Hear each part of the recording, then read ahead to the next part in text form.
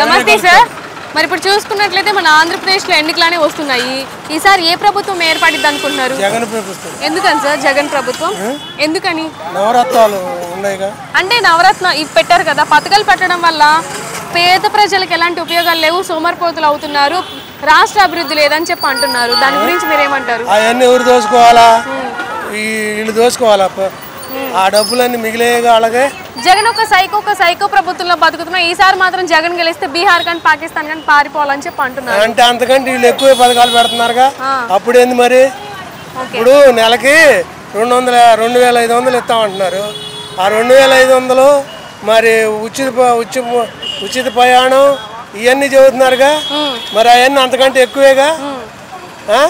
మరి నిరుద్యోగులకి 3,000 పథకం ఇవన్నీ అంతకంటే ఎక్కువ అవుతున్నాయిగా. ఆ జగను పిల్లలకి మంచి చెప్పరా, చదువుకునే వాళ్ళకి అందరికి సైకిరాలు చేస్తున్నారు. అంటే విద్య సరిగ్గా లేదని చెప్పి అంటున్నారు కదా సార్. విద్య సరిగ్గా లేదు, స్కూళ్ళకి రంగులు వేస్తే సరిపోయిందా, విద్య లేదు దాంట్లో అంటున్నారు. అంటున్నారా? అంటే మాటలు ఏముంది, నేను కూడా చెబుతా. సరే సార్, టోటల్ చంద్రబాబు ఇంత దోసుకున్నాడని సరిపోద్దా? సరే సార్, టోటల్ గా జగన్ గారికి 175 సీట్లు ఎన్ని సీట్లు వస్తాయి అనుకున్నారు మీరు? నేను 125 వస్తాయని గ్యారెంటీ జగన్ అంటారు. Okay sir, thank you. So ఇప్పుడు మనం చూసుకున్నట్లయితే మన ఆంధ్రప్రదేశ్లో ఎన్నికలు అనేవి వస్తున్నాయి. ఈసారి ఏ ప్రభుత్వం వస్తే బాగుంటుంది అనుకుంటున్నారు? నెక్స్ట్ సీఎం ఎవరైతే బాగుంటుంది అనుకుంటున్నారు? మేమైతే వైఎస్ఆర్. ఎందుకని సార్? మాకు పథకాలన్నీ వచ్చినాయి. ఆరోగ్యశ్రీ కానీ, మళ్ళీ వాహన మిత్ర కానీ, పిల్లలకి డబ్బులు కూడా పడ్డాయి. విద్యా దీవెన అవి పడుతున్నాయి. మాకు వాళ్ళు వస్తేనే బాగుంటుంది. సార్ ఇప్పుడు చూసుకున్నట్లయితే జగన్ గారి సంక్షేమ పథకాలు పెట్టారు కదా, సంక్షేమ పథకాలు పెట్టారు కానీ రాష్ట్ర అభివృద్ధి చేయకుండా ఈ పథకాలు పెట్టేస్తే ఎవరికి ఉపయోగం అని చెప్పి అంటున్నారు. దాని గురించి మీరు ఏమంటారు? ఒకటండి, ఆయన గెలిచిన కాడ నుంచి 3 సంవత్సరాలు కరోనా వచ్చి చాలా ఇబ్బందులు పడ్డారు. అయినా ఆ టైంలో కూడా ఆయన ఇంటింటికి బియ్యం కానీ, డబ్బులు కానీ, ఏ పడితే వస్తువులు కానీ, ఏ పడితే కూరగాయలన్నీ వాళ్ళు ఇస్తూనే ఉన్నారు. వాళ్ళు ఇచ్చారు కాబట్టేగా ఆ డబ్బులన్నీ అటు పోవటం వల్లనే కదా ఈ కొన్ని పథకాలు, కొన్ని సరకలేదు. ఓకే సార్, మరి ఇప్పుడు సంక్షేమ పథకాల వల్ల ప్రజలు సోమరిపోతులు అవుతున్నారు అని చెప్పి అంటున్నారు. దాని గురించి మీరు ఏమంటారు సార్? ఎందుకు అవుతున్నారండి? మాకు 10,000 ఇస్తున్నారు, బండికి ఇన్సూరెన్స్ అవి కట్టుకున్నాము, మేము ఆటో తోలుకుంటున్నాము, బాగానే ఉంది. మాకు అయితే సోమరిపోతులని ఎందుకంటారు? అది వాళ్ళు కూడా కొన్ని పెడతారు. వాళ్ళు కూడా అట్లా అని అనుకోవాలి కదా. అదేం లేదు కదా. వాళ్ళు ఏదో అంటారు, వాళ్ళ కోసం వాళ్ళు ఏదో వీళ్ళు చేస్తున్నారు అని చెప్పి చెప్తారు. ఓకే సార్, మరి ఈసారి టోటల్ గా 175 సీట్స్ ఎవరికి వస్తే అనుకుంటున్నారు ఈసారి? అయితే జగన్కి 120 వరకు వస్తాయని మా ఆలోచన. Okay sir, thank you sir. నమస్తే సార్. ఈసారి మన ఆంధ్రప్రదేశ్లో ఎన్నికలు అనేవి వస్తున్నాయి. ఈసారి ఏ ప్రభుత్వం వస్తుంది అనుకుంటున్నారు? జగన్ ప్రభుత్వం. ఎందుకని సార్? ఎందుకంటే మేము ఇన్ని సంవత్సరాల నుంచి కష్టపడుతున్నాం. మా ఆటో డ్రైవర్ల గురించి ఎవరు ఇంత మట్టికి ఆలోచించాల.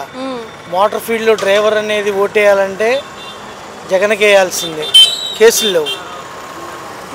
సంవత్సరానికి 10,000 ఇస్తున్నారు మాకు. ఎక్కడ కావాలంటే అక్కడ మా పార్కింగ్ ప్లేస్లు ఇస్తున్నారు. పోలీసు వాళ్ళ ఒత్తిడి లేదు. బాగుంది. మరి ఇప్పుడు ఆయనకి ఎన్ని సీట్లు వస్తాయి అనుకున్నారు సుమారు మీరైతే? 175కి 175 వస్తాయి. ఇప్పుడు సంక్షేమ పథకాలు పెట్టారు కదా, వాటి వల్ల ఉపయోగాలు ఉన్నాయి అంటారా? ఉన్నాయిగా. ప్రతి ఇంట్లో డబ్బులు వస్తున్నాయి అమ్మ. డబ్బులు రాని ఇల్లు అంటూ లేదు. అమ్మఒడి కానీ, ఈ ఆటో డ్రైవర్లది కానీ, 40 సంవత్సరాల పైన పడిన వాళ్ళకి కానీ అందరికి ఎవరో ఒకరికి ఏదో రూపాయలు వస్తానే ఉన్నాయి. పేదలకు ఇల్లు లేని వాళ్ళు చాలామంది ఉన్నారు.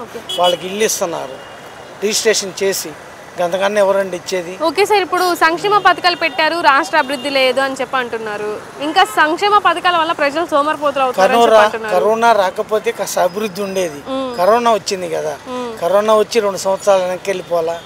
అభివృద్ధి ఎలా అయింది? మళ్ళీ ఇవన్నీ రొటేషన్ చేసుకుంటూ రావాలి కదా. ఓకే, ఇప్పుడు చూసుకున్నట్లయితే ఆయన రావడం వల్ల ఇప్పుడు నిత్య వస్తువులు ఏదైతే ఉన్నాయో అన్ని పెరిగిపోయినాయి, పెట్రోల్ ధరలు కూడా పెరిగిపోయినాయి అని చెప్పి అంటున్నారు. దాని గురించి మీరు ఏమంటారు? పెరిగాయనమ్మాయి. నిత్యావసర సరుకులు, పెట్రోల్ కానీ ఏదైనా ఎవరు వచ్చినా పెరిగాయి. ఓకే, అమరావతిలో రాజధాని అని చెప్పి 3 రాజధానులు చేశారని చెప్పి అంటున్నారు. దాని గురించి మీరు ఏమంటారు? దాని గురించి మేము మాట్లాడం. అంగీకరిస్తారా 3 రాజధానులు మీరు? ఒక చోట ఉండే కన్నా 3 చోట్ల ఉండటమే రైట్. ఒక చోట హైదరాబాద్లో పెట్టారు. మొత్తం తెలంగాణకు అప్పు చెప్పి ఏమి లేకుండా ఉత్త చేతులతో వచ్చారు ఇక్కడికి. మళ్ళీ ఇది అభివృద్ధి చేయాలి. ఒక చోట చేస్తే మళ్ళీ రేపు ఇంకొకరు రాజధాని ఏరే చోట అంటే మొత్తం మళ్ళీ ఇక్కడ ఆగిపోతాయి కదా. మళ్ళీ డెవలప్ చేయాలిగా. 3 చోట్ల అంటే 4 ప్రాంతాలు డెవలప్ అవుతాయి. ఓకే, ఈసారి 175 సీట్లు ఎవరికి వస్తున్నాయి అనుకుంటున్నారు మీరైతే? మేము జగన్కి వస్తాయి ఖచ్చితంగా వస్తాయి అంటారు. పోయినసారి 151తో గెలుచుకున్నారు కదా, ఈసారి ఎన్ని వస్తాయి అనుకున్నాం? 175కి 175 వస్తాయి. Okay sir, thank you. నమస్తే సార్. నమస్తే. మరి ఇప్పుడు మన ఆంధ్రప్రదేశ్లో ఎన్నికలనే వస్తున్నాయి కదా, ఈసారి ఏ ప్రభుత్వం వస్తే బాగుంటుంది అనుకుంటున్నారు? మేము వైసీపీ అయితే బాగుంటుంది. ఎందుకని సార్? అది వైసీపీ తరఫున పథకాలు బాగుండేవి. అంటే సంక్షేమ పథకాల వల్ల ఏమైనా ఉపయోగాలు ఉన్నాయంటారా? పథకాల వల్ల ఇవాళ వరకు పేదవాడు, ప్రతి ఒక్క పేదవాడు ఇంటికాడ నుంచి బయటికి పోకుండా మీకు ఏమేమి పథకాలు వస్తున్నాయండి? మాకు 3 పథకాలు వస్తాయి. ఏమేమి వస్తున్నాయి? పొలం పథకం ఒకటి వస్తుందమ్మా, అమ్మఒడి వస్తుంది, 40 సంవత్సరాల వస్తుంది, 18,500. అంటే ఇప్పుడు సంక్షేమ పథకాల వల్ల ఉపయోగం లేదు, రాష్ట్ర అభివృద్ధి చేయకుండా ఈ పథకాలన్నీ పడితే ఏం ఉపయోగం అంటున్నారు, దాని గురించి మీరు ఏమంటారు? అక్కడ గవర్నమెంట్ పత్యం అనేది ఉంటుందమ్మా. ఎక్కడైనా ఆ పత్యం అనేది వాళ్ళు చేయరు, చేసే వాళ్ళని ఎదగట అంటున్నారు. అంటే జగన్ ఒక సైకో ప్రభుత్వంలో బతుకుతున్నాం అని చెప్పి అంటున్నారు సార్, దాని గురించి మీరు ఏమంటారండి? సైకో అంటే ఇప్పుడు వాళ్ళు అనుకునేది సైకో, వాళ్ళే పెద్ద సైకో. ఇదివరకు ప్రతి ఒక్కరికి కూడా చేసింది లేదు. ఇప్పుడు ప్రతి ఒక్కరికి కూడా ఇవాళ రోజున ఆ పిల్లలు అలాగే వెళ్తున్నారంటే కారణం కూడా జగన్మోహన్ రెడ్డి కారణం. ఓకే, మరి సార్ 175 సీట్స్లో ఎన్ని సీట్స్ వస్తాయి అనుకున్నారు జగన్ గారికి? మేము అనుకుంది 175 అనుకున్నాం కానీ 160 కాడి నుంచి 170 దాకా వస్తాయి. మరి టీడీపీ జనసేన వాళ్ళకి ఎన్ని సీట్లు? ఈ జనసేన అనేది పోయినసారి డిపాజిట్ కలవుతుంది, ఇప్పుడు సేమ్ అంత. మరి టీడీపీకి ఎన్ని సీట్లు వస్తాయి? టీడీపీ అనేది ఇంకా లేకుండా పోతున్నాం. అంటే టీడీపీ ఫామ్ అయితే ఈసారి అభివృద్ధి ఉండిద్ది అని చెప్పి అంటున్నారు. ఉండదంటారా? ఇంకా జనం వాళ్ళని ఎత్తున వాళ్ళు పోసుకున్నట్టు. జగన్ వస్తే ఈసారి బీహార్ కానీ పాకిస్తాన్ కానీ బెంగళూరు కానీ వెళ్ళాలని చెప్పి అంటున్నారు. ఇంకా వాళ్ళు అంటారు ఇదివరకు అన్నారు. ఇదివరకు అన్న తర్వాత చంద్రబాబు నాయుడు ఏం చేశాడు, మళ్ళీ అదే పథకాన్ని మళ్ళీ ఇప్పుడు నేను చేస్తాను అన్నాడు. అమరావతిలో చంద్రబాబు నాయుడు గారు రాజధాని అని ప్రకటిస్తే ఈ తీసేసి 3 రాజధానిలను ప్రకటించారంట జగన్ గారు, దాని గురించి మీరు ఏమంటారండి? 5 సంవత్సరాలు మరి చంద్రబాబు నాయుడు గారు గవర్నమెంట్ ఉన్నప్పుడు 5 సంవత్సరాలు కట్టొచ్చు కమ్మా, మరి కట్టలేదు కదా అప్పుడు. మరి ఈయన పిల్లగాడు ఇప్పుడు వచ్చాడు కొత్తగా, మరి 5 సంవత్సరాలు ఈయన 3 రాజధానులు అన్నాడు. మళ్ళీ మనం ఒక రాజధాని చేసుకుని హైదరాబాద్ని బాగు చేసాం. ఇప్పుడు మనకేం కలిసి వచ్చింది దాని గురించి? మళ్ళీ రేపు రాయలసీమ అంటారు. అందుకోసం 3 రాజధానులు నెంబర్ 1. మద్యం నిషేధిస్తానని చెప్పి మద్యం ధరలు పెంచేశారు, దాంట్లో దోపిడీగా దోచుకుంటున్నారని చెప్పి అంటున్నారు.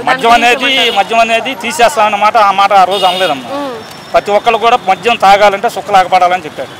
అంటే రేట్లు పెంచాడని చెప్పాడు, కానీ ప్రతి ఒక్క పేదవాడికి కూడా అందుబాటులో లేకుండా చేస్తాం.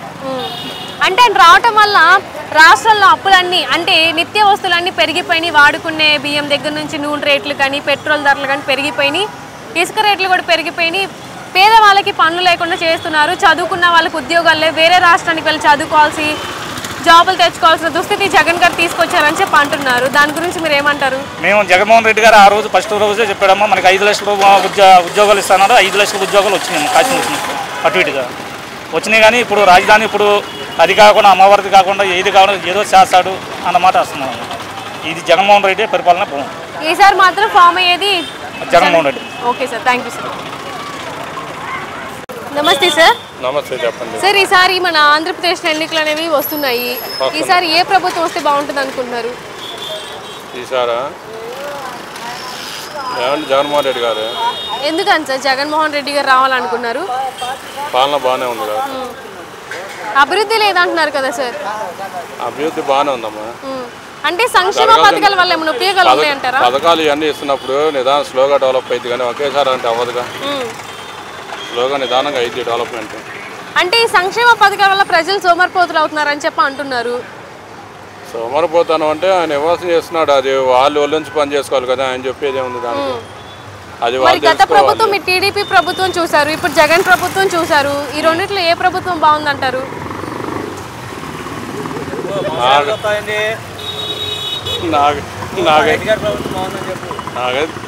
జగన్మోహన్ రెడ్డి గారి ప్రభుత్వం బాగానే ఉంది సార్. ఈసారి మరి జగన్ గారికి ఎన్ని సీట్లు వస్తాయి అనుకున్నారు 175కి?